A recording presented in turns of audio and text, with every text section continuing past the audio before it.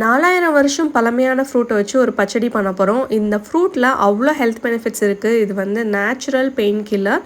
அது மட்டும் இல்லாமல் இதில் வந்து நிறையா ஹெல்த் பெனிஃபிட்ஸ் இருக்குது. இந்த ப்ராடக்ட் வந்து நமக்கு சேலம் மேங்கோ ஃபார்ம்லேருந்து அனுப்பிச்சிருக்காங்க. இவங்கள்ட்ட நேச்சுரலான ப்ராடக்ட் வித்தவுட் கெமிக்கல்ஸ் அவைலபிளாக இருக்குது.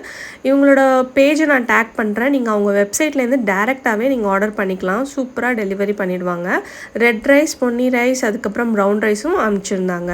ஸோ இந்த ப்ராடக்ட் வந்து நார்த்தங்காய் பார்த்திங்கன்னா எல்லா இடத்துலையும் கிடைக்காது. ஸோ நீங்கள் இந்த மாதிரி வெப்சைட் யூஸ் பண்ணி நீங்கள் ஈஸியாக பர்ச்சேஸ் பண்ணிக்கலாம். இப்போ அதில் உள்ள கொட்டையெல்லாம் நீக்கிட்டு சின்னதாக கட் பண்ணி ப்ரெஷர் குக்கரில் ஜூஸோடு சேர்த்து 1/4 டீஸ்பூன் மஞ்சத்தூள், உப்பு, அதுக்கப்புறம் தண்ணி இதெல்லாம் ஊற்றி நம்ம ப்ரெஷர் குக் பண்ணி எடுத்துக்கலாம். இப்போ ஒரு பேனில் நல்லெண்ணெய் சேர்த்துட்டு கடுகு, வெந்தயம், கருவேப்பிலை இதெல்லாம் போட்டு நல்லா பொரிச்ச பிறகு பச்சை மிளகாவையும் ஆட் பண்ணிவிட்டு நம்ம ஆல்ரெடி குக் பண்ணி வச்சுருக்கோம் இல்லையா, அதையும் நம்ம சேர்த்துக்கலாம். அந்த தண்ணியோடையே நீங்கள் சேர்த்துக்கணும். சேர்த்துட்டு இதில் வந்து பார்த்திங்கன்னா நல்லா வதக்கி விடணும். காய் நல்லா வெந்தால் தான் நல்லா சாப்பிட்றதுக்கு ஈஸியாக இருக்கும்.